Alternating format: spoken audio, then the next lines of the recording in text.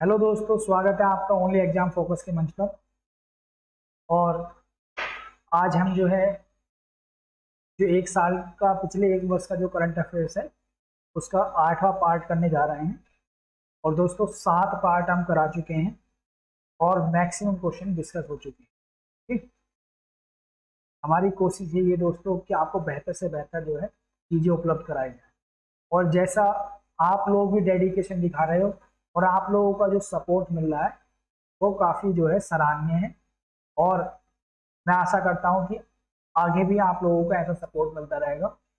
और हमारी भी ये कोशिश रहती है ओनली एग्जाम फोकस मंच की कि हम आपको जो है बेहतर से बेहतर चीज़ें उपलब्ध कराएं जिससे आप अपने एग्जाम में बेहतर कर सकें। दोस्तों, इस समय जो ये समय है बहुत ही इम्पोर्टेंट टाइम है, क्योंकि इस समय जैसी सिचुएशन है तो इस समय लोगों के अंदर निराशा है और लोग लापरवाही भी करेंगे पढ़ने में, या कुछ लोगों के साथ ऐसी परिस्थितियां हैं कि वो नहीं पढ़ पा रहे। तो ऐसी सिचुएशन में हो सकता है आपके साथ भी हो। बस मैं आपसे यही कहना चाहूँगा कि आप अपने आप को संभालें और अपने आप को मोटिवेट रखते हुए अपनी तैयारी को जारी रखें। दोस्तों, किसी ने कहा है कि अगर आप दौड़ नहीं सकते तो आप पैदल चलें, अगर आप पैदल नहीं चल सकते तो आप बैठ बैठ कर चलें, अगर आप वैसे भी नहीं चल सकते तो आप रहेंगे। बहरहाल कुल मिला के आपको जो है धीरे धीरे बढ़ते रहना। जिंदगी जो है गति जो होता है दोस्तों जीवन का नियम होता है। और जो गतिशील रहता है चाहे वो पानी है, तो अगर पानी भी आपके पास एक जगह रुक जाता है तो वो भी सड़ जाता है, उसमें भी जो है गंध पैदा हो जाती है। इसी प्रकार दोस्तों हम लोग भी होते हैं, मनुष्य अगर अपने आप को गतिशील नहीं रखेगा तो उसके अंदर भी जो है नकारात्मक विचार आने लगते हैं। और दोस्तों इस मुश्किल की घड़ी में जब हर कोई व्यक्ति जो है सैक्रिफाइस कर रहा है, ऐसे समय में आपको अपनी ऊर्जा को इकट्ठा रखना है और अपने एम के लिए झोंक देना है। क्योंकि दोस्तों इतना याद रखना कि आने वाले टाइम में कंपटीशन बढ़ेगा। और जब जब कंपटीशन बढ़ेगा, क्योंकि मैक्सिमम जैसे कोविड-19 की वजह से लॉकडाउन भी है, तो मैक्सिमम जो और लोग हैं, जो इंजीनियरिंग क्षेत्र के लोग हैं, जो और लोग हैं, वो भी जो है कंपटीशन में आएंगे। तो जाहिर सी बात है कंपटीशन बढ़ेगा। ऐसे में दोस्तों वही व्यक्ति अपना सिलेक्शन कर पाएगा जो कंटिन्यूटी के साथ पढ़ा है और जिसने जो है अपने टाइम को अच्छे से न्यूट्रलाइज किया है। दोस्तों, मैं 4 लाइनों के माध्यम से आपको मोटिवेशन देना चाहता हूँ कि इस जो मुश्किल घड़ी है इसमें परेशानियाँ आपके सामने आएंगी। और परेशानियों की जो है हमारी मुलाकात हमारी अपनी जो क्वालिटी है उससे होती है, जो ईश्वर की द्वारा दी गई प्रदत्त शक्ति होती है, जो हर व्यक्ति को अलग अलग दी होती है, उससे हमारी मुलाकात जो है मुश्किल भरी मतलब चुनौतियों में होती है, मुश्किल भरे समय में होती है। तो दोस्तों आप अपनी ताकत को पहचानें और पूरी जी जान के साथ जो है अपने लक्ष्य को प्राप्ति में लग जाए। बस ये 4 लाइनें मैं आपको बताना चाहता हूँ दोस्तों कि वो पथ क्या, पथिक की कार्य कुशलता क्या, जिसके पथ में बिखरे सूल ना हो। वो पथ क्या, पथिक, पथिक का मतलब होता है दोस्तों चलने वाला, वो पथ मतलब रास्ता। वो पथ क्या, पथिक की कार्य कुशलता क्या, जिसके पथ में बिखरे सूल ना हो। वो नाविक क्या, नाविक की धैर्य कुशलता क्या, जिसकी नाव धाराओं के प्रति। दोस्तों वो पथ, वो पथिक क्या जिसके रास्ते में कांटे बिछे हुए ना हो, यानी सूल। यानी हमें इन कांटों से, ये मुश्किल जो हमारे जीवन में, इनसे पार पाकर आगे बढ़ना है। वो पथ क्या, पथिक की कार्य कुशलता क्या, जिसके पथ में बिखरे सूल ना हो। और वो नाविक क्या, नाविक की धैर्य कुशलता क्या, जिसकी नाव धाराओं के प्रतिकूल ना हो। तो दोस्तों अच्छे नाविक की अगर पहचान करनी है तो उसे, जब धाराएं विपरीत दिशा में चल रही हो तो उसे नाव लेकर भेज देना चाहिए। तो उस समय जो है वो उन मुश्किल हालातों में अगर जीत जाता है, ठीक है ना, अपनी नाव को बचा के निकलने में जो सक्षम हो जाता है, तो वही असली नाविक होता है दोस्तों। तो इस समय जो मुश्किल हालात है, ऐसे समय में जो अपने आप को अनुकूलता के साथ ढाल लेगा और जो अपने आप को जो है अपनी एनर्जी को बढ़ाकर अपने एम में अपनी एनर्जी को लगा देगा दोस्तों, मतलब जो है आप अपने एम को प्राप्त करने में जो है और नजदीक पहुंच जाओ। दोस्तों सफलता जो होती है वो अंतिम बिंदु होती है, और बीच की जो जर्नी होती है, जो स्ट्रगल की जर्नी होती है, यात्रा जो होती है, उसके बहुत मायने होते हैं। वो यात्रा तय करती है कि कौन सफल होगा कौन असफल। और इस समय बस हमें अपने आप को मोटिवेट रखना है और अपनी पूरी एनर्जी को जो है अपने एम के लिए झोंक देना। दोस्तों अब हवाएं ही तय करेंगी, हवाएं ही तय करेंगी रोशनी का फैसला। जिस दिए में जान होगी वो दिया रह जाएगा। अब हवाएं तय करेंगी रोशनी का फैसला, जिस दिए में जान होगी वो दिया ही रह जाएगा। ठीक है दोस्तों, अब जो है हम आगे बढ़ते हैं, अपना जो सीरीज है उसे शुरू करते हैं। 8वां पार्ट है, और मेरी आपसे बस एक रिक्वेस्ट है कि वीडियो को पूरा देखा करें, क्योंकि आप वीडियो को पूरा देखोगे तो आपकी चीज़ें समझ में आएंगी। भले ही आपको इसकी PDF मिल जाएगी टेलीग्राम चैनल पे, अभी नहीं हो पा रहा है, थोड़ा स्टाफ की प्रॉब्लम है, वो हो जाएगा 1-2 दिन में, जैसे भी होगा आपको PDF मिल जाएंगी। लेकिन दोस्तों आप वीडियो को थोड़ा मतलब छोड़ा ना करें देख के। अगर आप देखो उससे कोई फायदा नहीं, आपको खाना पूर्ति करनी है तो कर लो, अपने भविष्य को आपको जो है गलत में डालना है तो गलत में डाल दो। अगर आप वीडियो को देखेंगे अच्छे से उसे सुनेंगे लास्ट तक, तो आपकी नॉलेज में जो है ऐड होगी चीज़ें। अगर आपने देखा और वो छोड़ दिया, फिर पहले बात को देख लेंगे फिर बात को भूल जाते हैं, तो भाई ये आप जानो आपका काम जाने, क्योंकि आप अपने भविष्य के निर्माता व्यक्ति खुद होता है, वो जैसा करता है वैसे उसका भविष्य हो जाता है। ठीक है दोस्तों, आगे बढ़ते हैं आज की सीरीज के जो पार्ट नंबर 8 है उसकी ओर। पहला क्वेश्चन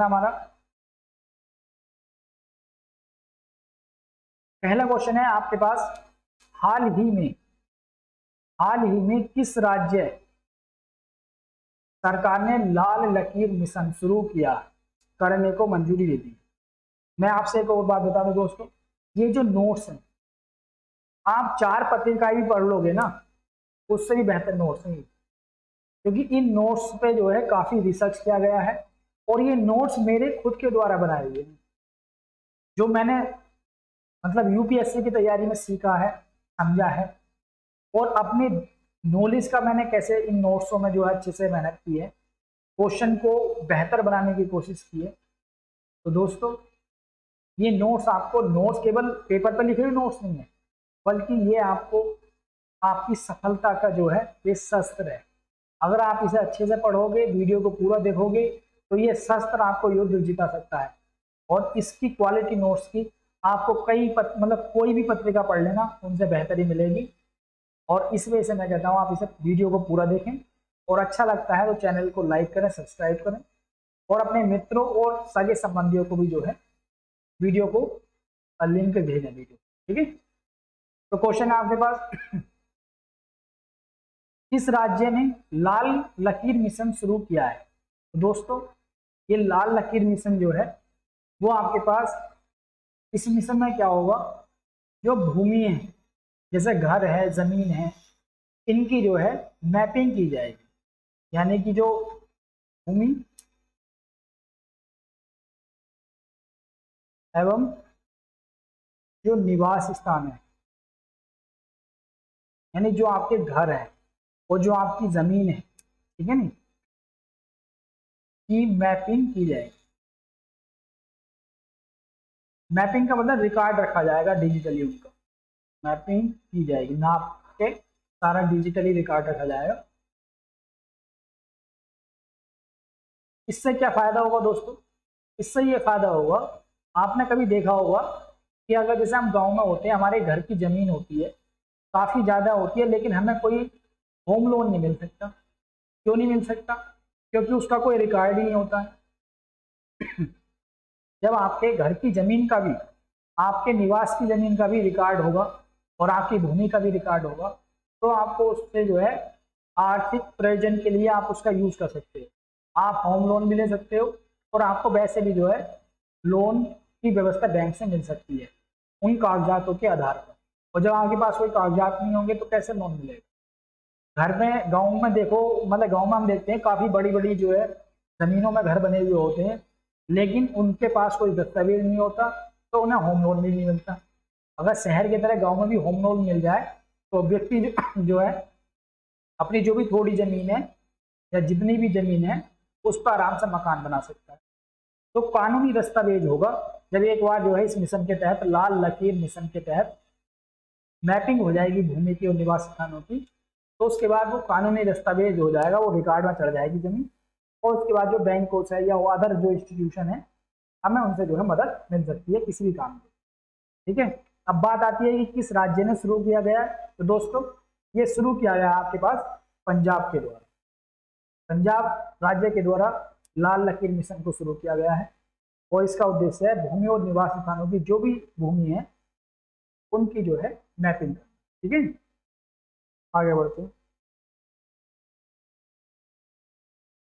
अगला क्वेश्चन है आपका, हाल ही में किस भारतीय क्रिकेटर ने क्रिकेट के सभी प्रारूपों से संन्यास की घोषणा की। यानी कि ये 4 नाम है आपके पास, ऐसा कौन सा भारतीय क्रिकेटर है जिसने अभी क्रिकेट के सभी प्रारूपों से जो है संन्यास की घोषणा की है। तो दोस्तों विराट कोहली तो अभी खेल ही रहे हैं, सुरेश रैना भी कर चुके हैं, लेकिन वो आईपीएल और ये सारी चीजें खेलते हैं अभी भी। उमेश यादव भी खेलते हैं। तो दोस्तों इसका आंसर हो जाता है आपके पास यूसुफ पठान। तो यूसुफ पठान एक ऐसे क्रिकेटर हैं जिन्होंने अभी हाल ही में जो है क्रिकेट के सभी प्रारूपों से जो है संन्यास की घोषणा की है। ठीक है दोस्तों, ये इंडियन टीम के जो है ऑलराउंडर रह चुके हैं इंडियन टीम में।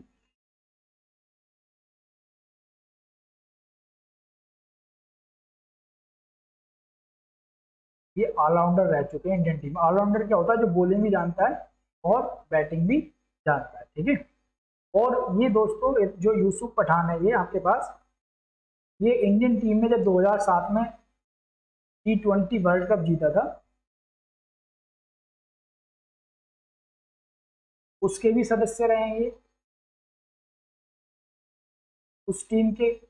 और ये आपके पास जो है इंडियन जो क्रिकेट टीम है उसने 2011 में जो आईसीसी क्रिकेट वर्ल्ड कप जीता था।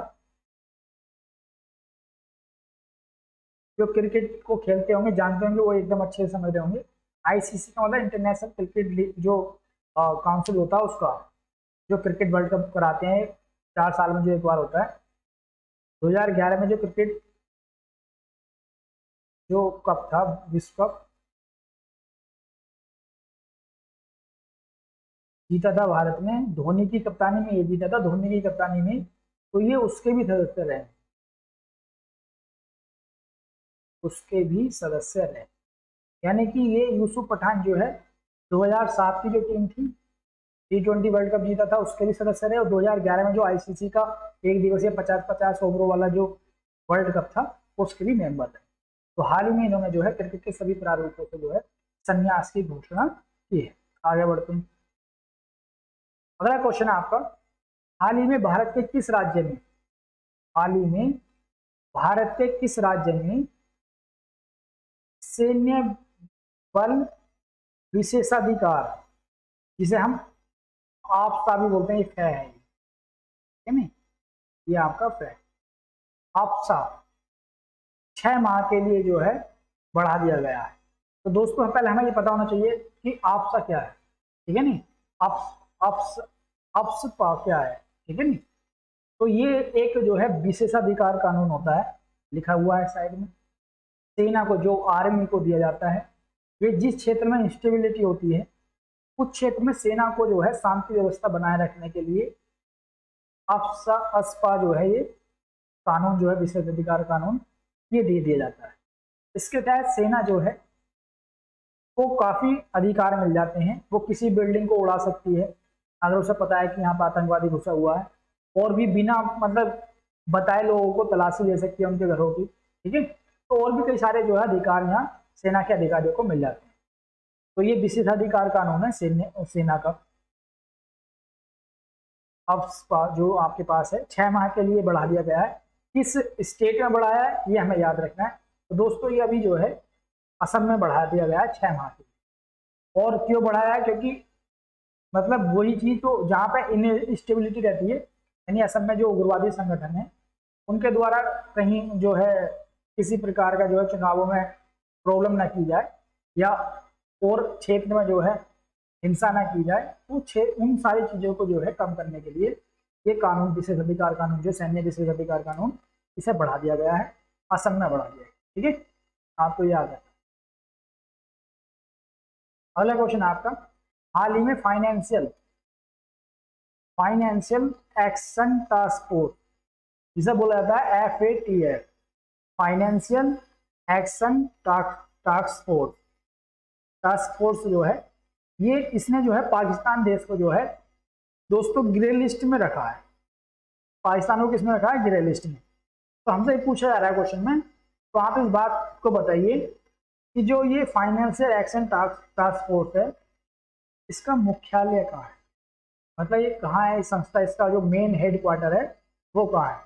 तो पहले दोस्तों हमें पता होना चाहिए फाइनेंशियल एक्शन टास्क फोर्स है क्या, इसका काम क्या है, और फिर हम इसके मुख्यालय के बारे में बताएंगे। ठीक है, तो आपके पास जो है, पहले हम FATF की बात करते हैं। तो दोस्तों इसकी जो स्थापना है आपके पास, इसकी स्थापना किस उद्देश्य से की गई है? इसकी स्थापना जो है, आप स्थापना जो की गई है वो, जिसे मनी लॉन्ड्रिंग होता है, जिसे धन शोधन बोलते हैं, धन शोधन, और जो टेररिस्ट फंडिंग, यानी कि आतंकवादियों को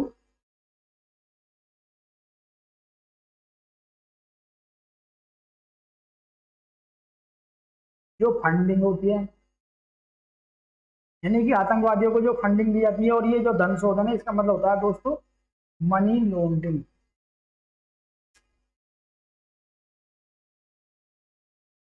तो ये मनी लॉन्ड्रिंग है आपके पास। तो मनी लॉन्ड्रिंग का मतलब होता है धन को इधर उधर ले जाना, ठीक है नहीं, और आतंकवादियों को जो फंडिंग दी जाती है, जिससे आतंकवादी संगठन चलते हैं। तो FATF जो फाइनेंशियल एक्शन टास्क फोर्स है, इसकी जो स्थापना हुई है इन दोनों को टैकल करने के लिए, इन दोनों की रोकथाम के लिए, ठीक है नहीं, इन दोनों की रोकथाम के लिए जो है, रोकथाम के लिए इसकी स्थापना हुई है।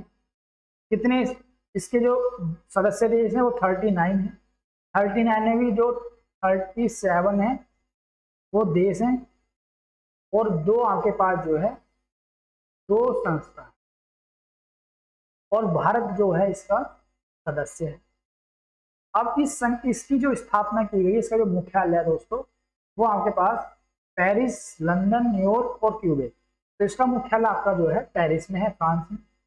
तो अगर क्वेश्चन को आप सही से समझ लेते हैं, अगर आपसे पूछा जाए कि हाल ही में जो है फाइनेंशियल एक्शन टास्क फोर्स ने निम्न में से किस देश को ग्रे लिस्ट में रखा, पाकिस्तान का नाम होगा उसमें, तो पाकिस्तान आंसर लगाएंगे। पूछा जाए कि ये जो फाइनेंशियल टास्क फोर्स है, इसका काम क्या है, तो जो मनी लॉन्ड्रिंग है और जो टेरर फंडिंग है उन पर रोकथाम करना। पूछा जाए कि इसका मुख्यालय कहाँ है, तो इसका मुख्यालय दोस्तों पेरिस में है, फ्रांस में। पूछा जाए कि भारत इसका सदस्य है, तो हाँ दोस्तों भारत इसका सदस्य है। ठीक है, कितने देश हैं इसमें? 39 देश। अब आगे बढ़ते हैं।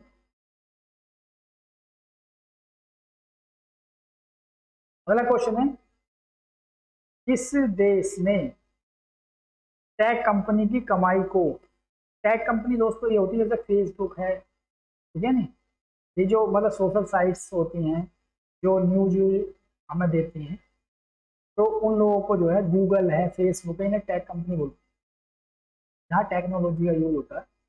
कमाई को मीडिया कंपनियों के साथ साझा करने की अनिवार्यता का कानून पारित किया है। यानी ऐसा किस देश ने किया है, जो ये जो कंपनी टेक कंपनी है, जैसे टेक कंपनियों में आपके पास जैसे फेसबुक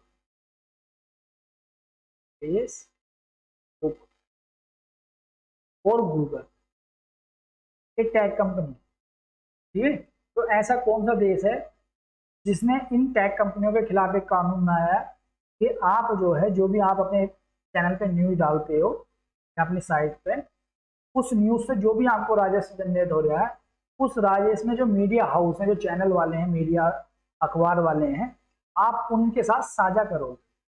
तो दोस्तों ऐसा क्यों किया गया है, किस देश ने करा है?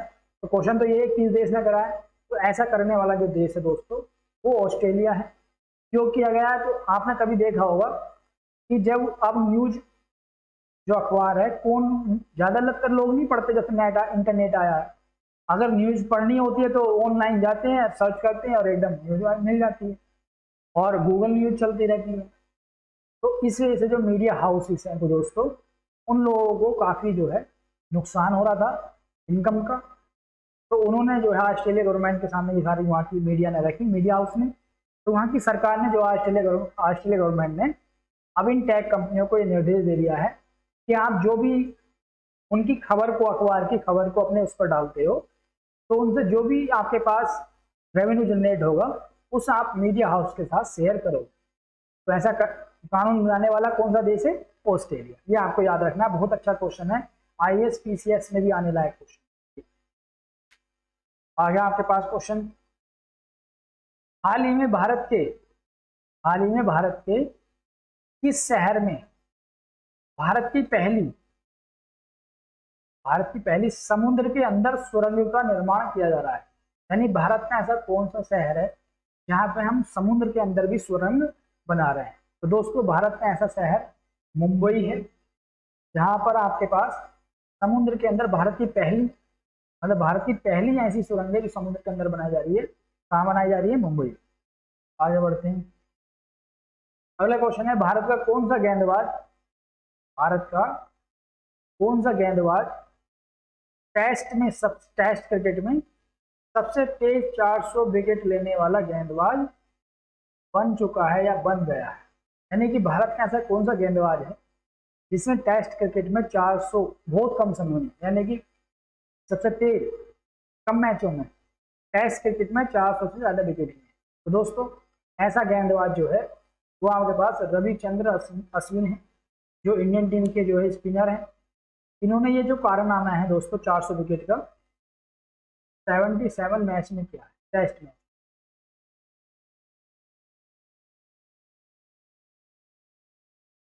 और ये भारत के चौथे खिलाड़ी हैं जो जिन्होंने जो है 400 विकेट लिए हैं। उनसे पहले किन लोगों ने लिए हैं? तो आपके पास अनिल कुंबले हैं, उन्होंने 619 विकेट ले रखे हैं। कपिल देव हैं, उन्होंने भी 400 से ज्यादा विकेट ले रखे हैं। और हरभजन सिंह हैं, उन्होंने भी 400 से ज्यादा विकेट ले रखे हैं। तो ये चौथे खिलाड़ी हैं जिन्होंने 400 से ज्यादा विकेट लिए, लेकिन कम समय में लिए। 77 मैचों में इन्होंने ऐसा किया है। ये भारत के तो पहले खिलाड़ी हैं ऐसे जिन्होंने सबसे तेज विकेट लिए 400, लेकिन दुनिया के जो है ये दूसरे खिलाड़ी, यानी विश्व के दूसरे खिलाड़ी।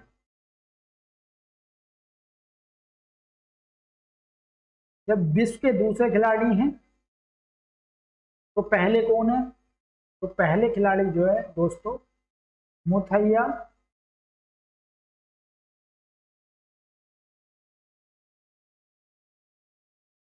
मुरलीधरन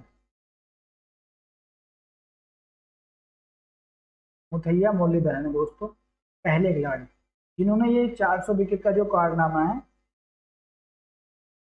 वो 72 मैचों में, अश्विन ने लिए 77 मैचों में, लेकिन इन्होंने 72 मैच में ये कारनामा किया। तो पहले खिलाड़ी कौन है 400 विकेट सबसे तेज लेने वाले? मुथैया मुरलीधरन।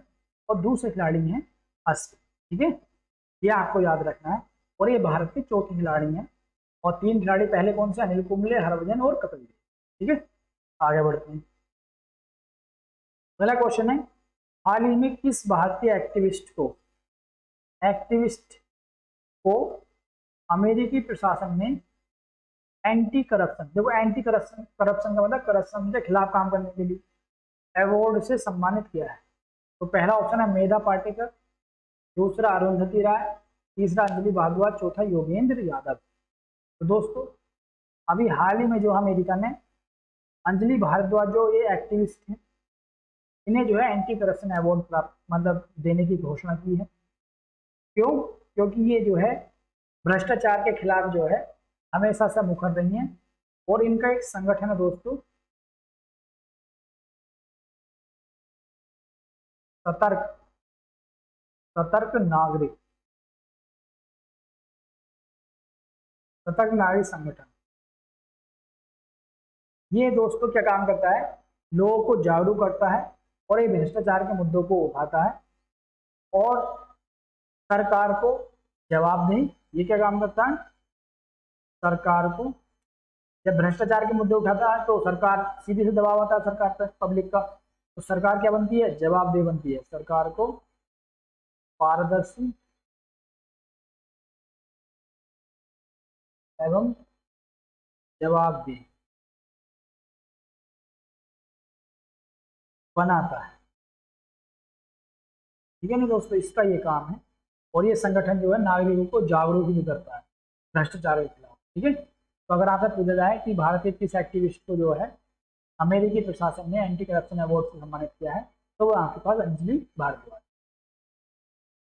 दोस्तों आपको पीडीएफ मिल जाएगी और वैसे मेरी कोशिश रहती है कि मैं ज़्यादा चीज़ों को डिस्कस कर दूं, तो आप कॉपी पेंसिल भी लेकर बैठा करें। जैसे जो चीज़ मैं लिखवाता हूं तो कुछ तो लिख लिया करें, इतने पीडीएफ मतलब चीज़ें मिलेंगी, इतने आप वहाँ से रिवाइज कर लो। ठीक है, वीडियो को सुन लो बार बार। बस ये है कि कोशिश करो, कॉपी पेन लेकर बैठोगे तो कुछ तो लिखोगे, बहुत सी चीज़ें मौखिक बोल देता हूँ और ज़्यादातर जो जानकारी पीडीएफ में मिल ही जाएगी। बस आपको अपनी एनर्जी को बरकरार रखना और वीडियो को लास्ट तक देखना, क्वेश्चन वाइज, और फिर बाद में उसका सटीक रिवीजन करना है। और ये मेरी आपसे गारंटी है कि आप जो है किसी भी एग्जाम में बैठोगे तो करंट के क्वेश्चन आपकी पहुंच से दूर नहीं होंगे। ठीक है दोस्तों, अगला क्वेश्चन है, हाल ही में सिलीगुड़ी ढाका रेल सेवा को शुरू करने की घोषणा की गई है और ये रेल सेवा जो है भारत के किस राज्य को सीधे तौर पर बांग्लादेश से जोड़ेगी। यानी जो सिलीगुड़ी ढाका रेल सेवा है तो वो भारत के किस राज्य को सीधे बांग्लादेश से जोड़ेगी, यानी और बीच में कोई नहीं होगा। तो दोस्तों ये जो सिलीगुड़ी और ढाका रेल सेवा है जिसे हाल ही में शुरू किया गया है, ये भारत के त्रिपुरा को जो है सीधे बांग्लादेश से जोड़ेगी। ठीक है, बस इतना याद रखना आपको। आगे बढ़ते हैं दोस्तों, आप वीडियो अच्छा लग रहा है तो प्लीज़ यूट्यूब चैनल को सब्सक्राइब करते हैं और वीडियो को शेयर करते हैं और टेलीग्राम चैनल को ज्वाइन करें, वहाँ आपको जो है पीडीएफ हर प्रकार का नोटिफिकेशन मिल जाएगा। ठीक है, और तुम्हारा सपोर्ट मिलेगा तो फिर हमारा भी विश्वास बढ़ता है और हम लोग भी आगे बेहतर करने की कोशिश करते हैं। और जहाँ तक भी वो अपने जो रिलेटिव्स हैं और फ्रेंड्स को भी जो है वीडियो को शेयर करो। ठीक है, उनसे ही बोलो कि भाई पढ़ो अच्छे से, वो भी अपनी तैयारी करें और चैनल को सब्सक्राइब भी करें। ठीक है, एक टाइम बस एक क्लिक होता है सब्सक्राइब का, तो अगर कोई बड़ी बात नहीं है, पर ठीक है अगर आपको अच्छा लगता है तो कीजिए। अगला क्वेश्चन है, हाल ही में चर्चा में रहा शब्द, एक ये शब्द चर्चा में रहा रैनसमवेयर। रैनसमवेयर ये शब्द काफी चर्चा में रहा, ये क्या है, ये एक बीमारी है। ठीक है, या ये एक जो है दुर्भावनापूर्ण जो है सॉफ्टवेयर है, या कोई गाइडेड बम है, या फिर इनमें से कोई। तो दोस्तों जो कंप्यूटर की नॉलेज रखते होंगे या इंटरनेट की, तो वो आराम से इसका जो आंसर कर सकते हैं। ये जो वर्ड है रैनसमवेयर, ये चर्चा में रहा है दोस्तों, एक जो है दुर्भावनापूर्ण जो है सॉफ्टवेयर है और ये क्या काम करता है, कंप्यूटर को ब्लॉक कर देता है। अब जब कंप्यूटर को ये ब्लॉक कर दिया तो व्यक्ति जो है कंप्यूटर के किसी भी फाइल तक अपने मतलब किसी भी फाइल को एक्सेस नहीं कर पाता। तो ये जो व्यक्ति ने इसमें मतलब उसे कहा जाता है कंप्यूटर को हैक कर लिया। तो फिर जिस व्यक्ति ने ये सॉफ्टवेयर भेजा है, मतलब ये वायरस, तो वो व्यक्ति फिर उस व्यक्ति से जिसका कंप्यूटर हैक होता है डिमांड करता है, यानी ब्लैकमेलिंग करता है उसे कि आप मुझे इतना पैसे दो और मेरे अकाउंट में डाल दो, और जैसे मेरे अकाउंट में पैसे पहुंच जाएंगे आपका कंप्यूटर काम करने लगेगा, आप अपनी फाइलों को एक्सेस कर सकते।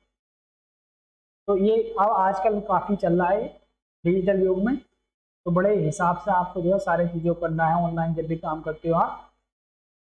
तो रैनसमवेयर जो है वो क्या है, दुर्भावनापूर्ण सॉफ्टवेयर।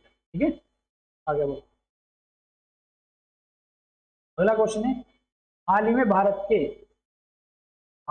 भारत के किस शहर में पेड़ों के लिए अस्पताल और एम्बुलेंस की सेवा की शुरुआत की गई। देखो दोस्तों, बहुत अच्छी बात है, मनुष्य के लिए तो करते ही हैं सब, लेकिन पेड़ों में भी जो है प्रजातियां होती हैं और उनमें भी काफी रोग चलते हैं। तो ऐसा कौन सा शहर है जिसने ये व्यवस्था की है कि पेड़ों के लिए एम्बुलेंस होगी और अस्पताल की भी शुरुआत की जाएगी?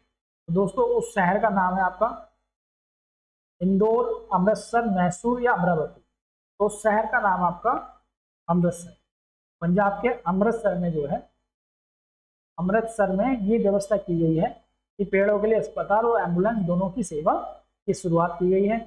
ये क्या काम करेगी एम्बुलेंस? जैसे पेड़ है, मतलब वहाँ जाएगी और जो पेड़ की जो प्रॉब्लम होगी, जो बीमारी होगी, विशेषज्ञों की पूरी टीम होगी। जैसा आपने देखा होगा मोबाइल एम्बुलेंस होती है, उसमें डॉक्टर भी होते हैं, ऐसी इस टाइप की मोबाइल एम्बुलेंस होगी, डॉक्टरों की टीम होगी। वो जाएंगे, पेड़ को क्या बीमारी है उसके हिसाब से वहाँ दवाई लगाएंगे या जो भी एक्टिविटी करनी है वो करेंगे। बस आपको इतना याद रखना है कि भारत का ऐसा कौन सा शहर है या कौन सा स्टेट है जहाँ पर इस टाइप की सेवा शुरू की गई है, तो वह अमृतसर। अमृतसर कहाँ है? पंजाब में। आगे बढ़ेंगे वर्ष 2020 में। वर्ष 2020 में कौन सा देश भारत का शीर्ष व्यापारिक साझेदार बना? तो दोस्तों, सब शीर्ष व्यापारिक साझेदार होता है इसका भारत के साथ ज़्यादा ट्रेड होगा। तो ऐसा जो देश है दोस्तों 2020 में, वो बना है आपका चाइना। लॉकडाउन होने के बावजूद भी जो है भारत का चाइना से काफ़ी व्यापार हुआ है, और इसमें अमेरिका और संयुक्त अरब अमीरात जो है, ये अरब अमीरात, यूएई, इन दोनों को पीछे छोड़। और भारत का चाइना से ही सबसे ज़्यादा ट्रेड डेफिसिट है, यानी कि भारत चाइना से आयात ज़्यादा करता है, मंगाता चीज़ों को ज़्यादा है और अपने यहाँ से चीज़ें कम बेचता है, क्योंकि चाइना में कई सारे क्षेत्रों में जो है बाउंड्रेशन लगा रखी है कि तो वहाँ भारत की जो है चीज़ें एक्सेस नहीं कर पाती, प्रोडक्ट जो भारत में बनते हैं। तो पहले नंबर पर तो भारत का जो शीर्ष व्यापारी देश है वो चाइना है दोस्तों, पहले नंबर पर। दूसरे नंबर का आपका अमेरिका है और तीसरे नंबर का आपका यूएई। भारत का इन तीनों के साथ ज़्यादा ट्रेड है, ठीक है, और चाइना के साथ सबसे ज़्यादा। बस आपको ये याद रखना है कि भारत 2020 में कौन सा देश भारत का शीर्ष व्यापारिक साझेदार था, तो वो आपका चाइना। आगे बढ़ेंगे, अगला क्वेश्चन है, हाल ही में प्रकृति का मित्र कहे जाने वाला जो पक्षी है गिद्ध, का बचाने के लिए इस देश ने प्रोटोप्रोफेन जो दवा है दोस्तों, दर्द निवारक दवा, इस पर प्रतिबंध लगा दिया है। मतलब जो पक्षी होता है गिद्ध, जिसे प्रकृति का क्या कहा जा रहा होता है, मित्र, उसे बचाने के लिए ऐसा मतलब किस देश ने कीटोप्रोफेन जो दर्द निवारक दवा है उस पर प्रतिबंध लगा दिया है? तो दोस्तों, ऐसा देश जो है वो बांग्लादेश है, जिसने अभी हाल ही में जो है कीटोप्रोफेन जो दर्द निवारक दवा है उस पर जो है प्रतिबंध लगा दिया है गिद्धों को बचाने। भारत में एक दूसरी दवाई है डाई क्लोफेन,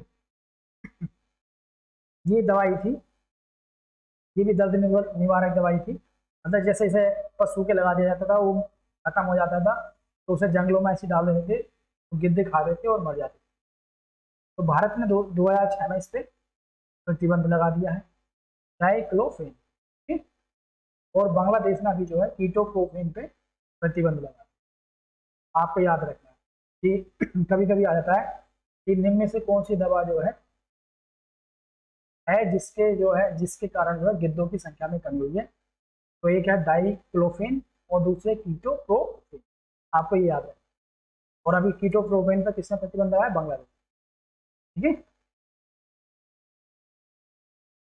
अगला क्वेश्चन आपका, रिलायंस इंडस्ट्रीज लिमिटेड किस राज्य में दुनिया का सबसे बड़ा चिड़ियाघर जो है स्थापित कर रही है?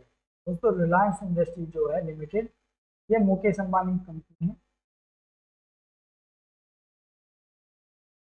यहाँ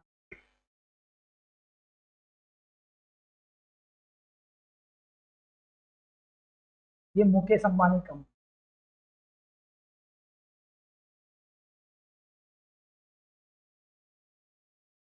मुकेश अंबानी की कंपनी।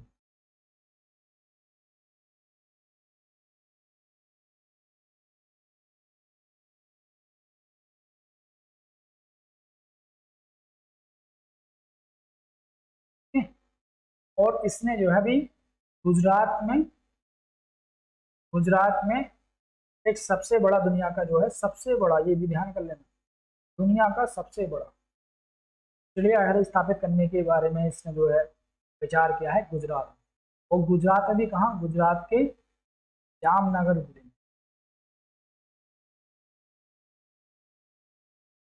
गुजरात के जामनगर जिले में जो है ये दुनिया का सबसे बड़ा जो है चिड़ियाघर स्थापित कर रही है रिलायंस इंडस्ट्रीज लिमिटेड। तो ये आपको याद रखना, ठीक है। पहला क्वेश्चन है, हाल ही में किस राज्य संघ शासित प्रदेश द्वारा पहला carbon watch mobile app launch किया गया? दोस्तों भारत का जो है मतलब ये पहला कार्बन वॉच का मतलब ये कार्बन को वॉच करेगा, देखेगा, एक मतलब कार्बन फुटप्रिंट्स जो है किन चीजों से हो रहा है, मानव के द्वारा कौन सी ऐसी चीजें की जा रही हैं जिनसे इस शहर में जो है कार्बन फुटप्रिंट्स बढ़ रहा है। ठीक, तो ये जो अभी लॉन्च किया गया है वो दोस्तों चंडीगढ़ द्वारा लॉन्च किया गया है। ये केंद्र शासित प्रदेश है, हरियाणा और पंजाब दोनों की राजधानी है, ठीक है नी। तो ये जो कार्बन वॉच मोबाइल ऐप है ये क्या काम करेगा, ये व्यक्ति द्वारा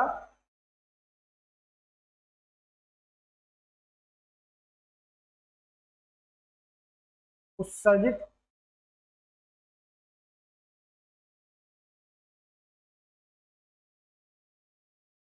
किए गए कार्बन फुटप्रिंट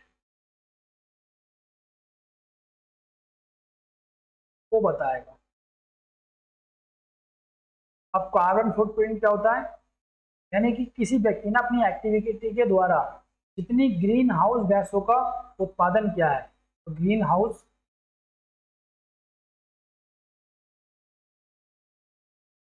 गैस दोस्तों दो होती हैं जो पर्यावरण में जो है नकारात्मक प्रभाव डालती हैं, जैसे CO2 है, ठीक है नहीं, मीथेन है, CH4 है, ये सब green house gas. Green house गैसों जो जलवायु परिवर्तन के लिए उत्तरदायी है की मात्रा को बताएगा। खासकर कौन सी ग्रीन हाउस की, CO2।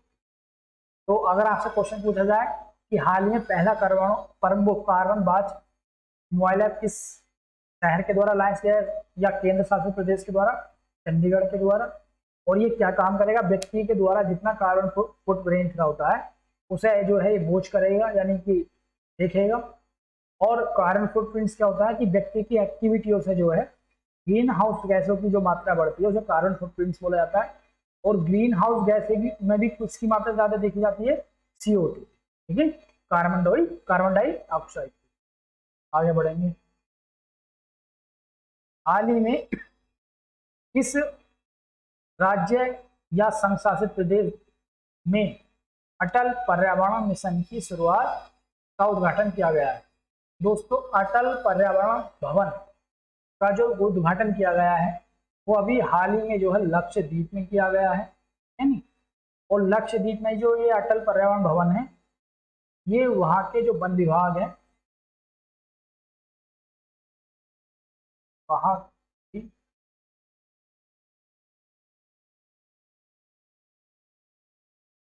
वन विभाग का मुख्यालय होगा।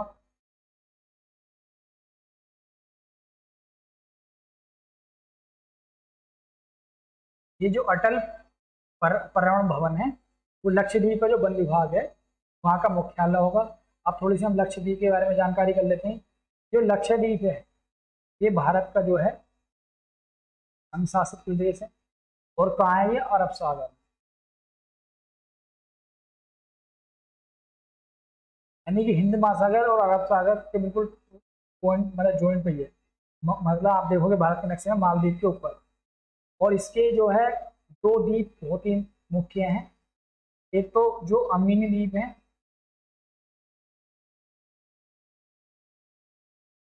अमीनी द्वीप ये कहाँ पे आपके पास उत्तर की दिशा में, लक्षद्वीप में, और एक दक्षिण में आपके पास मिनिकॉय, मिनिकॉय द्वीप है ये दक्षिण में, और मिनिकॉय द्वीप जो है इसका सबसे बड़ा द्वीप है।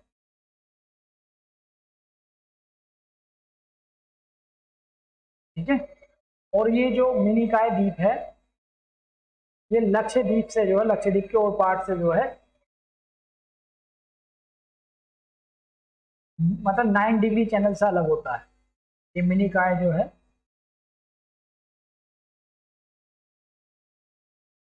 लक्षद्वीप के अन्य भागों से 9 डिग्री चैनल द्वारा अलग, और ये ही मिनिकॉय जो है मालदीव से 8 डिग्री चैनल द्वारा अलग होता है। बस ये आपको याद रखना। और ये जो लक्षद्वीप है दोस्तों, लक्षद्वीप ये केरल उच्च न्यायालय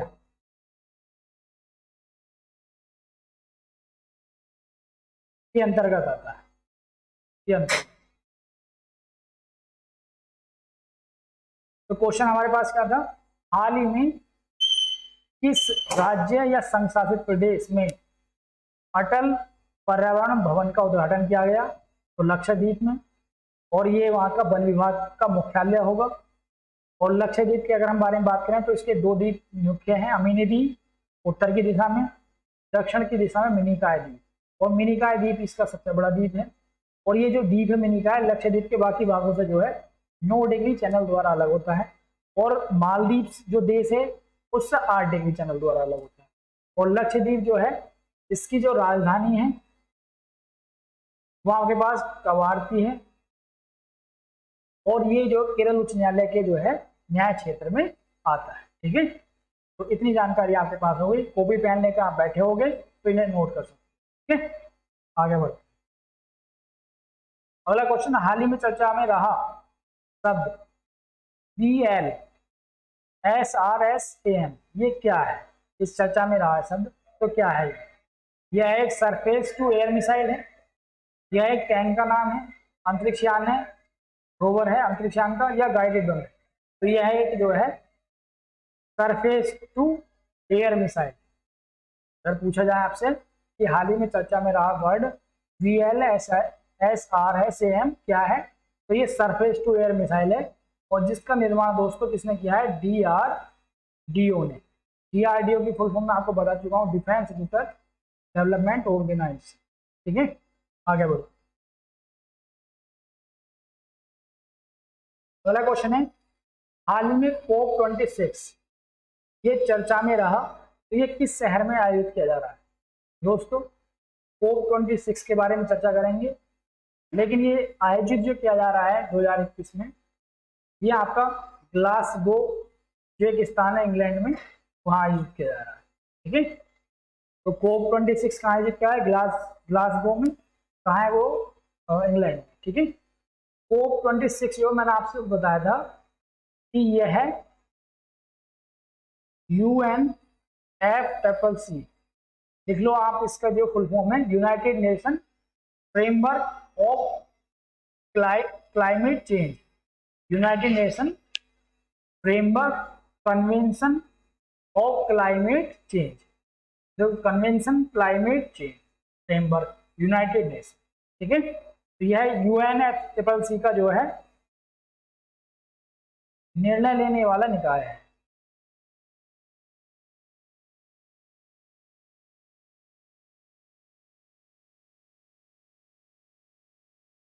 और इसकी फुल फॉर्म क्या है? कोप की दोस्तों इसकी फुल फॉर्म है कॉन्फ्रेंस ऑफ पार्टीज। इसकी फुल फॉर्म ये है कॉन्फ्रेंस ऑफ पार्टीज। ये जो है UNFCCC का निर्णय लेने वाला निकाय है दोस्तों, यानी कि इसके महत्वपूर्ण निर्णय यही लेता है। और अगर हम बात करें, देखो अगर आपसे पूछा है COP26 क्या है, तो ये UNFCCC का एक निर्णय लेने वाला निकाय है और इसके फुल फॉर्म में मतलब कॉन्फ्रेंस ऑफ पार्टी। अब ये UNFCCC क्या है? ये यूनाइटेड नेशन का जो है क्लाइमेट चेंज को लेकर जो है एक संगठन है, जिसकी स्थापना जो है 1992 में पृथ्वी सम्मेलन में हुई। पृथ्वी सम्मेलन हुआ था, उसमें हुई थी। और आपके पास एक जानकारी और है कि इसका जो पहला कोप जो है वो 1995 में बर्लिन में हुआ, बर्लिन में। ठीक है, तो देखो क्वेश्चन ये था कोप 26 इसका इस बार कहाँ आयोजित होगा? तो ग्लासगो, इंग्लैंड में। ये क्या है? ये UNFCCC का जो है एक निर्णय लेने वाला निकाय है और जिसकी full form conference of parties है। ये महत्वपूर्ण निर्णय लेता है इस संस्था के। और ये UNFCCC क्या है? ये आपके पास एक क्लाइमेट चेंज पर काम करने वाला संगठन है यूनाइटेड नेशन का, और इसकी स्थापना 1992 में पृथ्वी सम्मेलन में हुई थी। और इसका पहला कोप जो है 1995 में कहाँ हुआ था? बर्लिन में हुआ। ठीक है, आप इतना याद रखोगे, बाकी और जानकारी आपको PDF में भी मिल जाएगी। ठीक है, आगे बढ़ते हैं। ग्लास को याद रखना आपको, ग्लास को। हाल ही में किसे century lifetime service award 2020 दिया गया? तो दोस्तों ये जो अवार्ड दिया गया है ये आपका S थियोडोर भास्करन को दिया गया है। इस चीज के लिए दिया गया है? वन्य जीव संरक्षण के लिए।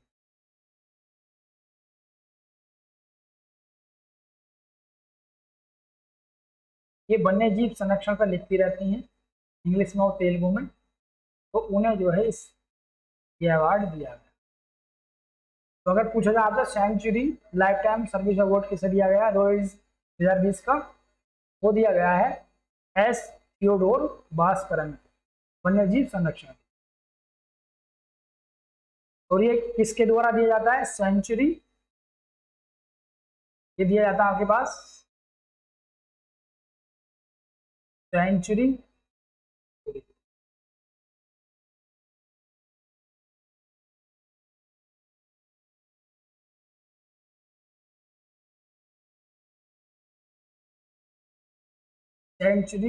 नेचर फाउंडेशन द्वारा।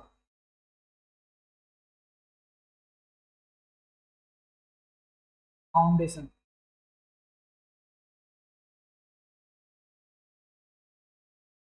द्वारा, इसके द्वारा जो है एक मतलब वन्य जीवों के संरक्षण में काम करने वाला संगठन है, उसके द्वारा दिया जाता है। और किसे दिया गया ये याद रखना है, S थियोडोर भास्करन को, वन्य जीव संरक्षण के। अगला क्वेश्चन है आपका, हाल ही में प्रधानमंत्री मोदी द्वारा उत्तर प्रदेश के किस जिले में सुहेल देव स्मारक की आधारशिला रखी गई?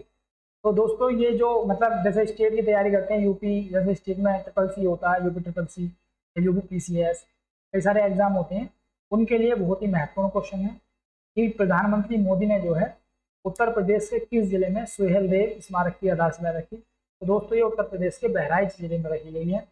और सुहेल देव जो है ये श्रावस्ती के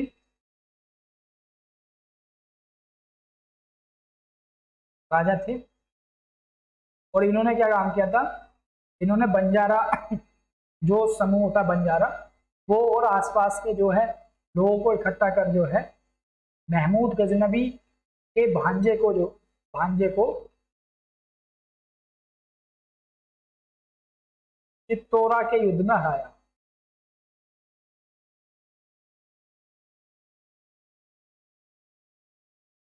इसे आपके पास जो महमूद गजनबी के भांजे चित्तौरा के युद्ध में इन्होंने हराया, बंजारा कम्युनिटी को इकट्ठा किया और आसपास के छोटे छोटे समूह को इकट्ठा किया और इन्होंने जो है महमूद गजनबी के भांजे को हराया और इस कारण भी काफी फेमस हुई। तो अगर पूछा जाए कि सुहेल देव स्मारक की आधारशिला कहाँ रखी है? बहराइच में। ठीक है, और कहाँ के राजा थे? श्रावस्ती।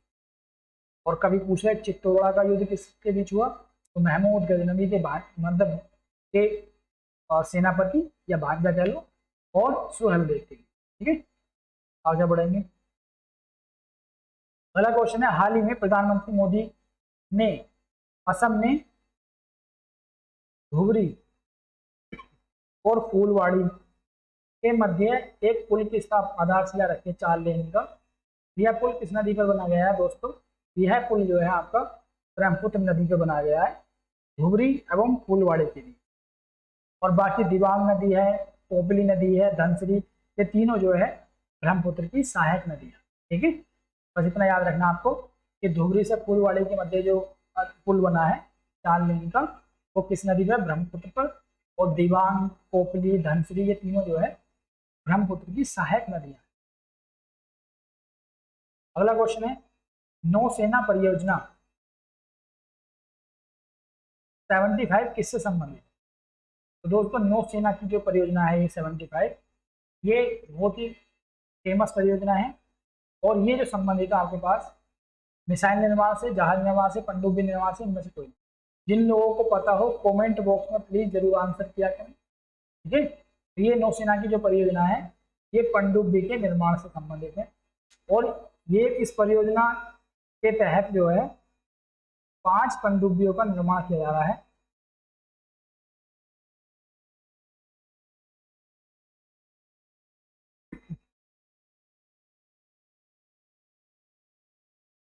निर्मित किया जा रहा है।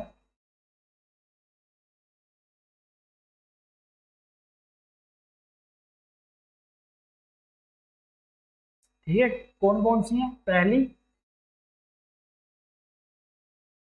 पहली आपके पास खंडेरी, दूसरी है पनडुब्बी कलवरी, तीसरी आपके पास करंज, चौथी आपके पास बेला, और पांचवी आपके पास बाक्सी। तो ये 5 पनडुब्बी बनाई जा रही हैं। ठीक है, इस प्रोजेक्ट के तहत। और दोस्तों आपके पास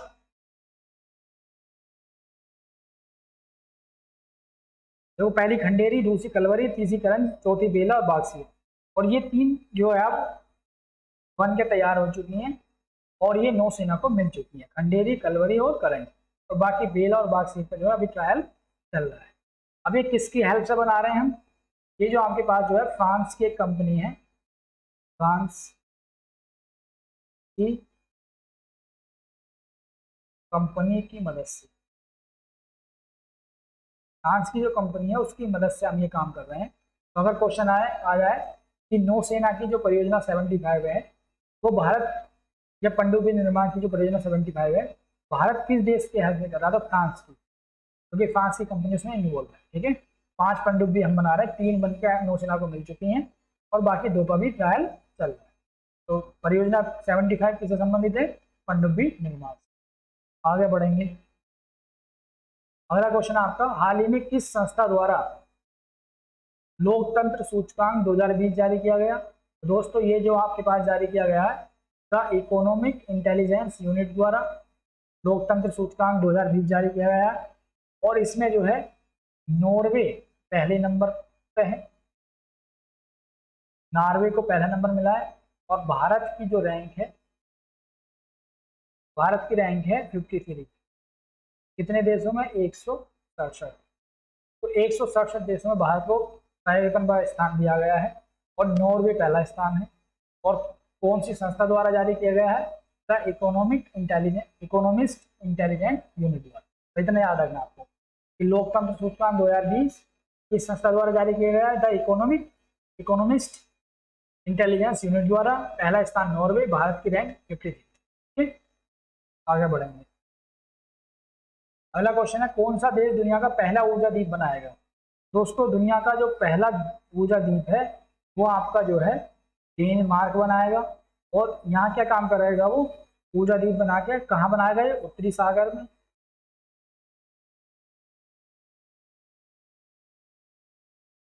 उत्तरी सागर में बनाएगा। और क्या काम करेगा यहाँ? हरित ऊर्जा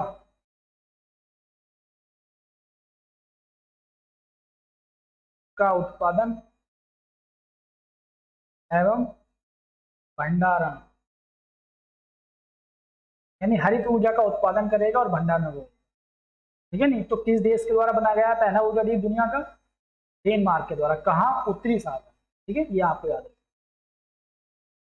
अगला क्वेश्चन है, हाल ही में उत्तराखंड के चमोली जिले में, देखो उत्तराखंड कभी कभी आ जाता है ये क्वेश्चन, कहाँ है?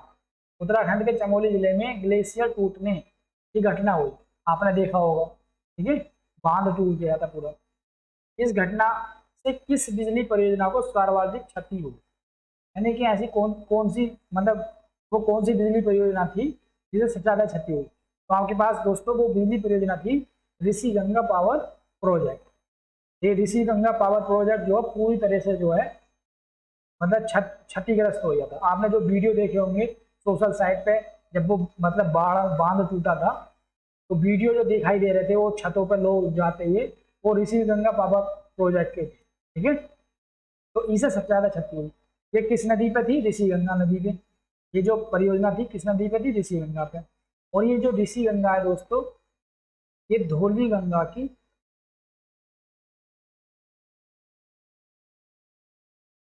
सहायक नदी है।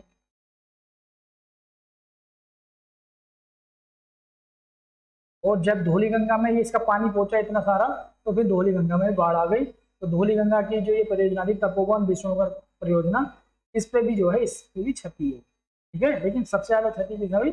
ऋषि गंगा पावर प्रोजेक्ट, ठीक है। और ये कहाँ पे हुई? उत्तराखंड के चमोली जिले में ये घटना जो है।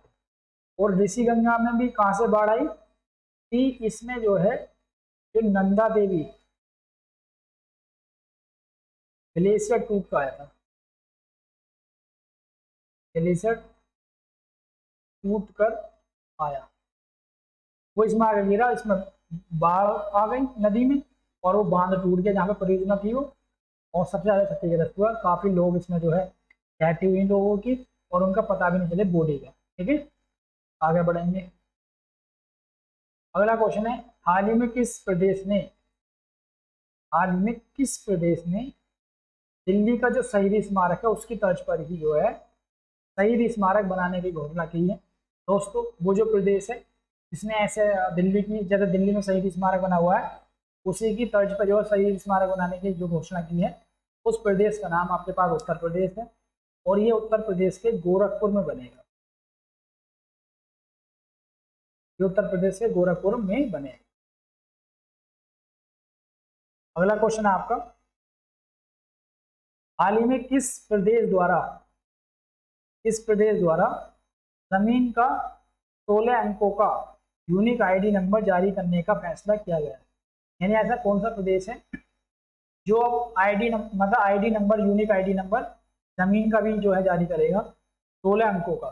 तो प्रदेश का नाम है दोस्तों उत्तर प्रदेश। उत्तर प्रदेश ने अभी हाल ही में जो है जमीनों की मैपिंग करा के और उसका भी जो है 16 अंकों का यूनिक आईडी नंबर जारी करने का फैसला लिया है। इससे क्या फायदा होगा? लोगों की जमीनों के जो है कानूनी कागजात बनेंगे और वो उससे जो है कई सारी जो है बैंकों से और इनसे लोन की या ऋण की सुविधाएं ले सकते हैं, और जो जमीन को लेकर दुर्व्यवहार होते हैं वो भी नहीं होंगे, ठीक है।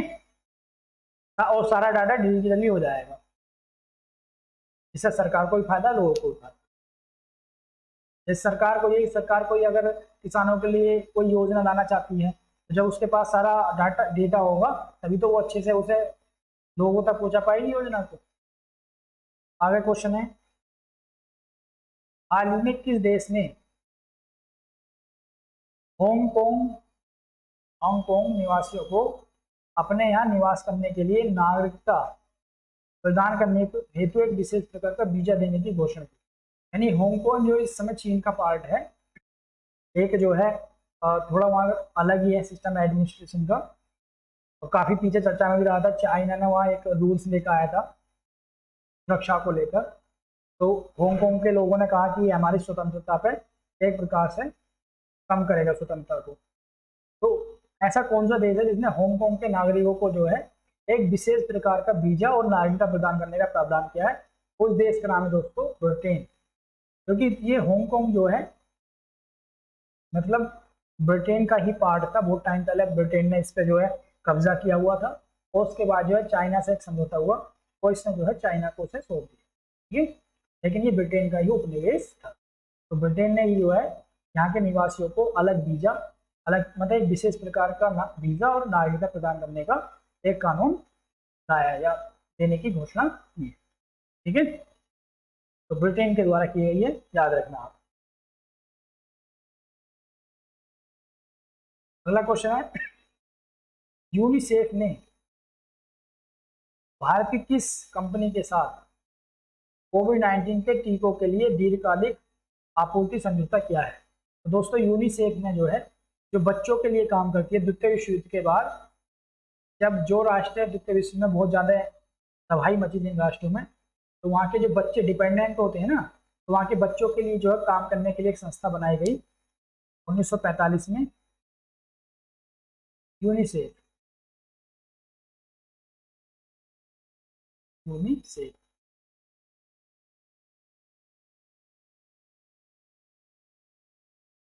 1945 में यूनिसेफ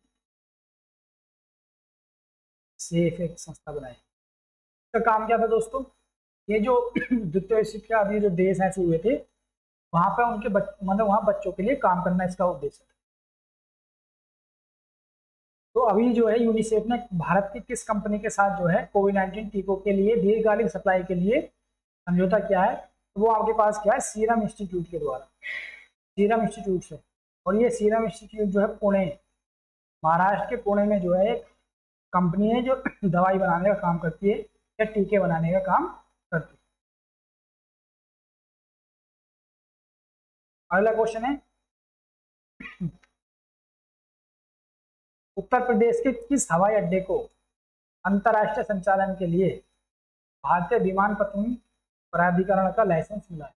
यानी उत्तर प्रदेश का वो कौन सा हवाई अड्डा है जिसे इंटरनेशनल जो है फ्लाइट लाने के लिए, जो इंडिया का जो मतलब विमान जो अथॉरिटी है, विमान प्राधिकरण जो है, जो हवाई जहाज होते हैं, विमान होते हैं, उनके संचालन से संबंधित जो है दिशा निर्देश जारी करता है विमानपत्तनम प्राधिकरण। ये जो अथॉरिटी है, प्राधिकरण कौन सा अथॉरिटी होता है जो इनके जो संचालन के लिए जो एरोप्लेन्स होते हैं दिशा निर्देश जारी करता है। उसने जो है उत्तर प्रदेश के किस हवाई अड्डे को जो है इंटरनेशनल फ्लाइट के संचालन के लिए अनुमति दी है? तो वो आपका हवाई अड्डा है कुशीनगर इंटरनेशनल एयरपोर्ट। अगर क्वेश्चन आए कि उत्तर प्रदेश से किस हवाई अड्डे को जो है इंटरनेशनल फ्लाइट संचालन के लिए जो अनुमति मिली है, तो कुशीनगर इंटरनेशनल हवाई अड्डे। ठीक है, अगला क्वेश्चन है, उत्तर प्रदेश सरकार द्वारा आयोजित चौरी चौरा शताब्दी वर्ष समारोह। दोस्तों उत्तर प्रदेश की सरकार चौरी चौरा शताब्दी वर्ष मना रही है, तो उसकी थीम में ये जो वर्ड है इनमें से कौन कौन सा शामिल है? देखो स्वदेशी भी शामिल है, स्वावलंबन भी शामिल है और स्वच्छता, तीनों शामिल है। तो इसका आंसर आ जाएगा उपरोक्त सभी। तो ये जो शताब्दी समारोह बनाया जा रहा है, इसकी थीम थी स्वदेशी, स्वावलंबन और स्वच्छता। अब ये जो चौरी चौरा जो कांड है दोस्तों, ये 4 फरवरी 1922 को घटा था, जब गांधी जी असहयोग आंदोलन चला रहे थे। तो ये कहाँ घटा था? गोरखपुर में। गोरखपुर में दोस्तों भीड़ पे ही पुलिस से मुठभेड़ हुई, जिसमें पुलिस की गोली में जो है कुछ लोग मतलब मर गए। उसके बाद भीड़ में गुस्सा हुआ, उसमें सारे पुलिस वाले स्टेशन में थे और उन्हें जो है आग के हवाले कर दिया। उसमें लगभग 22 दिन कितने पुलिस वालों की जो है जलकर मौत हो गई। तो इस घटना के कारण जो ये गोरखपुर में हुई थी 4 फरवरी 1922 को, इस घटना के बाद जो है गांधी जी ने 12 फरवरी को अपना असहयोग आंदोलन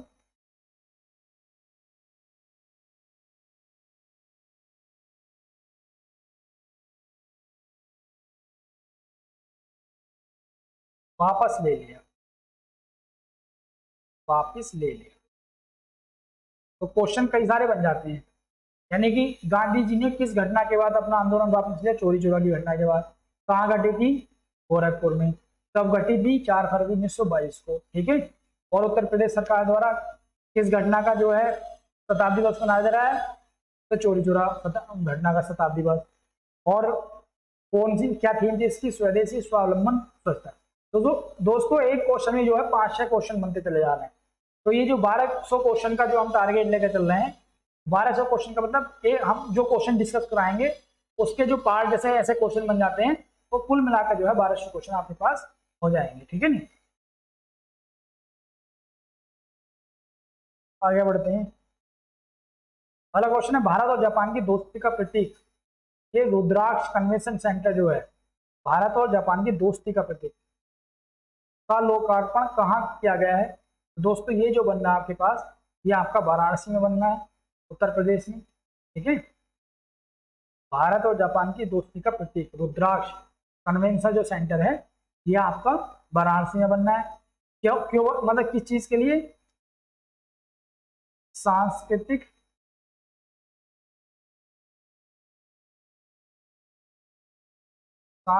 रिश्ते मजबूत करने के लिए।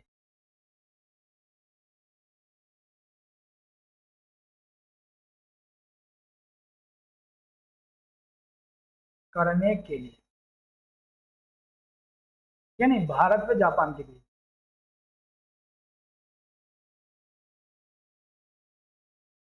नहीं भारत और जापान के बीच जो है सांस्कृतिक रिश्ते मजबूत करने के लिए ये कार्यक्रम लाया गया है। ठीक है, उस कार्यक्रम के नाम में ये सेंटर बनाया जा रहा है, रुद्राक्ष कन्वेंशन सेंटर। कहाँ बनाया जा रहा है? उत्तर प्रदेश के वाराणसी। इतना आपको याद रखना। आगे बढ़ेंगे। उत्तर प्रदेश के, देखो जो लोग उत्तर प्रदेश की एग्जाम की तैयारी करते हैं उनके लिए क्वेश्चन बहुत अच्छे हैं, और ये जो क्वेश्चन है नेशनल लेवल के क्वेश्चन है, इसलिए जो है अन्य एग्जाम में भी ये आपके काम आएंगे। उत्तर प्रदेश के किस शहर में कमांडो ट्रेनिंग, उत्तर प्रदेश के किस शहर में कमांडो ट्रेनिंग सेंटर एवं एंटी टेरर स्क्वाड का मुख्यालय स्थापित किया गया है? दोस्तों उत्तर प्रदेश के किस स्थान पे किया गया है? ये नोएडा में, गौतम बुद्ध नगर में। यानी यह कमांडो को ट्रेनिंग दी जाएगी और जो एंटी टेरर गतिविधियां हैं उनके खिलाफ जो है यहाँ पर काम किया जाएगा, और इसका मुख्यालय कहाँ है? नोएडा, गौतम बुद्ध नगर में। ठीक है, बस इतना याद रखना आपको। अगला क्वेश्चन है आपका, उत्तर प्रदेश के किस शहर में, उत्तर प्रदेश के किस शहर में गंगा नदी पर द्वीप बनाने का निर्णय लिया गया है? दोस्तों ये उत्तर प्रदेश के जो वाराणसी शहर है, यहाँ गंगा नदी पर जो है द्वीप बनाया जाएगा, यानी गंगा नदी में। ठीक है, अगला क्वेश्चन है आपका, उत्तर प्रदेश के किस हवाई अड्डे को एशिया का सबसे बड़ा हवाई अड्डा विकसित करने का किया जा रहा है? तो दोस्तों ये उत्तर प्रदेश के जो जेवर हवाई अड्डा है गौतम बुद्ध नगर में, नोएडा में, उसे जो है पूरी एशिया का सबसे बड़ा हवाई अड्डे के रूप में विकसित किया जा रहा है। ठीक है, अगला क्वेश्चन आपका, हाल ही में उत्तर प्रदेश के किस शहर में देश की दूसरी BSL-4 bio safety level lab जो है वो बनाने का निर्णय लिया गया है? तो दोस्तों ये जो बायो सेफ्टी लैब है ये उत्तर प्रदेश के लखनऊ में बनेगी। अब ये बायो सेफ्टी लैब होती क्या है? इस लैब में जो है पैथोजन का मतलब जो पैथोजन में वायरस आता है एक तो, और एक बैक्टीरिया आता है, जीवाणु, इन दोनों को रखा जाता है संभाल कर। जैसे चाइना में वुहान की लैब पर बहुत चर्चा में रही थी, वो भी पैथोजन, वहां भी पैथोजन ही थे, वो भी बायोसेफ्टी लैब थी। तो इसी टाइप की जो लेवल 4 का मतलब बहुत ही सुरक्षा की उसमें जो है व्यवस्था होगी। तो वो लैब कहाँ बनाई जा रही है? लखनऊ में। यहाँ जो वायरस और जीवाणुओं को प्रयोगशाला में रखा जाएगा और उनका अध्ययन किया जाएगा प्रयोगशाला में, जैसे वुहान लैब में हो रहा था। तो अगर पूछा जाए उत्तर प्रदेश में किस शहर में खुल रही है, तो लखनऊ में बायोसेफ्टी लैब। और बायोसेफ्टी लैब में क्या होता है, जो वायरस और जीवाणु होते हैं उन्हें सुरक्षित रखा जाता है और उन पर अध्ययन किया जाता है। ठीक है, अगला क्वेश्चन आपका, हाल ही में बहुराष्ट्रीय कंपनी अमेजन का नया CEO किसे बनाया गया है? दोस्तों अभी अमेजन के जो नए CEO हैं वो एनडी जेसी को बनाया गया है, और पहले जेफ बेजोस थे। और ये जो बहुराष्ट्रीय कंपनी अमेजन, ये ई-कॉमर्स, आपने देखा होगा ऑनलाइन कुछ भी मंगा लो अमेजन से, तो e-commerce, cloud computing cloud computing एवं जो कृत्रिम बुद्धिमत्ता इंटेलिजेंस, आर्टिफिशियल इंटेलिजेंस,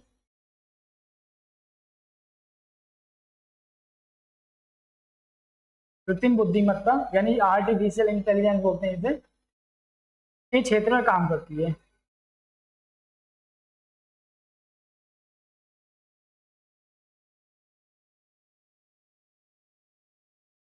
और इसे किसके द्वारा स्थापित किया गया था?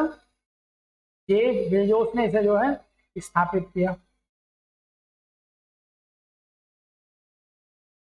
1994 में।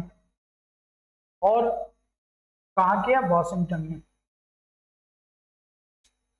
यानी अमेरिका की कंपनी है दोस्तों ये। तो देखो 1994 में ये स्थापित हुई थी और आज जो है पूरा ई कॉमर्स मार्केट जो है अमेजन में छाई हुई है। भारत नहीं, बहुराष्ट्रीय का मतलब होता है बहुत सारे राष्ट्रों में कंपनी है। तो अगर पूछा जाए अमेजन का जो नया सीईओ किसे बनाया गया है? एंडी जेसी को।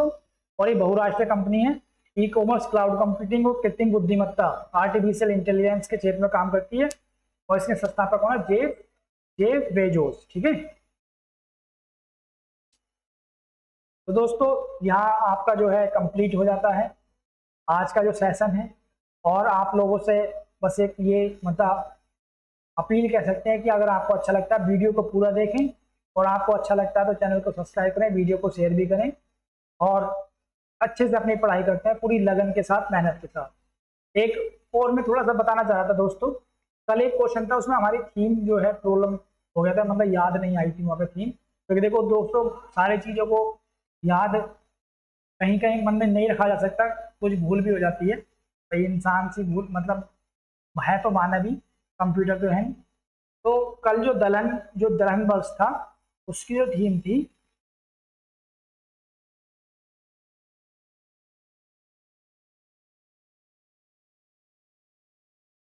दलहन वर्ष की जो थीम थी दोस्तों वो थी द न्यूट्रियस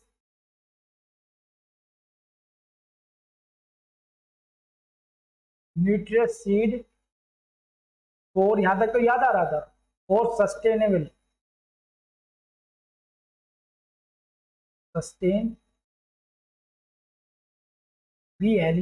फ्यूचर।